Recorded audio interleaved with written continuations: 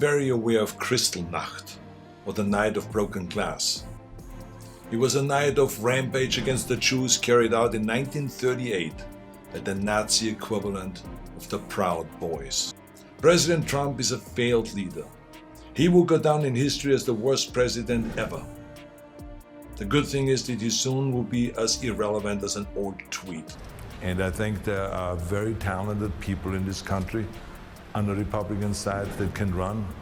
So I will go, look in the future rather than in a rear mirror. Guys, I gotta tell you, watching Arnold take on Trump is like seeing my childhood hero come to life in the real world. Remember when we all wished superheroes were real? Well, wish granted. Before we move on, I'd like to ask you a small favor. If you appreciate this content, please take a second to like this video and subscribe to the channel. Over 98% of you watch the videos without subscribing. It costs you nothing, but it makes a huge difference to us. So did you click the subscribe button? Great. Thank you so much. Now, back to the video. I mean, who'd have thought the guy who once said, "Get to the choppa," would one day be telling us to get to the voting booth? It's like all those action movies were just training for the real fight, defending democracy. And let me tell you, I'm here for it. As an immigrant to this country, I would like to say a few words to my fellow Americans. President Trump sought to overturn the results of an election, and of a fair election.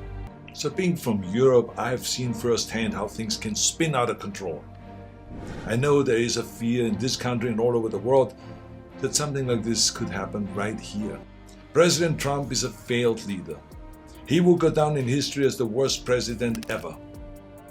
The good thing is that he soon will be as irrelevant as an old tweet. Picture little Arnold flexing his tiny muscles in post-war Austria. Not exactly the glamorous Hollywood beginning you'd expect, right? Instead of red carpets, he was surrounded by ex-Nazis drowning their guilt in beer. Talk about a tough crowd. Growing up, Arnold's childhood wasn't all lederhosen and schnitzel. His dad, a former Nazi, would come home drunk and violent. Daddy issues? More like dictator issues. It's like Arnold was living in a real-life horror movie, but with fewer chainsaws and more political manipulation. But our future action hero wasn't about to let his gloomy surroundings get him down. Nope. Young Arnold discovered the power of pumping iron. Who knew biceps could be an antidepressant? As he grew stronger, so did his resolve to leave Austria's dark past behind. America was calling, and it wasn't just for the all-you-can-eat buffets. Very aware of Kristallnacht, or the Night of Broken Glass.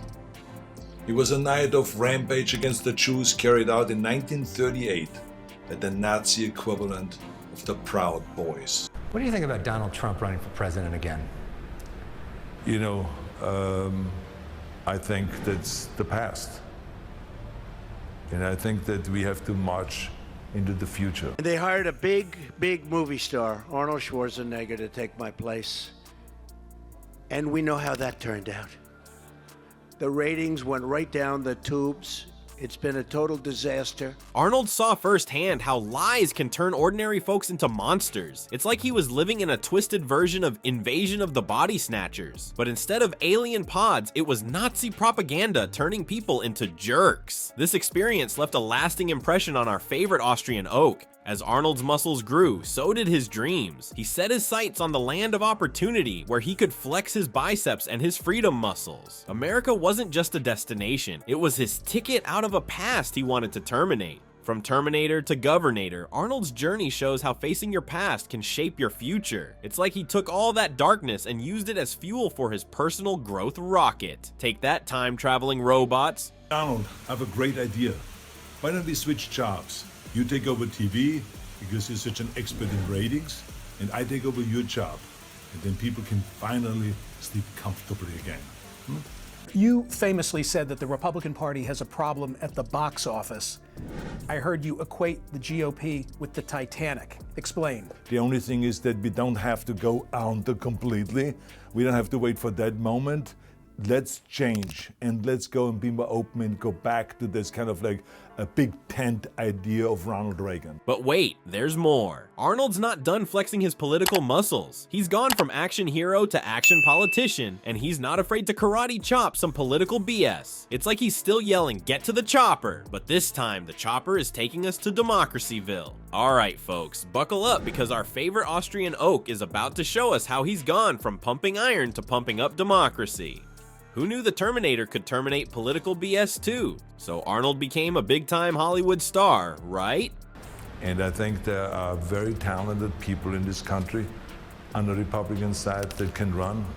So I will go, look in the future rather than in a rear mirror. And I think this is why we have helped it to some extent here in California with getting rid of gerrymandering and to do redistricting reform and to have open primaries. The reason why I said it was because their policies were such that they were not really including everybody. But then he pulled a switcheroo and became California's governor. Talk about a career change. It's like he went from saying, "I'll be back" to "I'll be governing." But lately, old Arnie's been battling a new baddie. You know, that orange-tinted former president who can't stop tweeting. Yeah, that guy. Arnold's not pulling any punches either. He called Trump the worst president ever and said he'll soon be as irrelevant as an old tweet.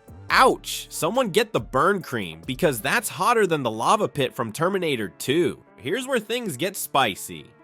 Arnold compared the Capitol riots to Kristallnacht. That's some heavy stuff from a guy who used to fight predators and evil robots. But hey, when you've seen some stuff, you've seen some stuff, right? But our muscle-bound hero isn't just here to drop sick burns. He's flexing his political muscles like he used to flex his, well, actual muscles. He's been calling out Trump's lies left and right. It's like he's still yelling, "Get to the chopper." But this time, the chopper is democracy, and we all need to get on board. From action hero to democracy's champion, Arnold's proving that sometimes the best defense against lies is a good offense, and maybe a catchphrase or two.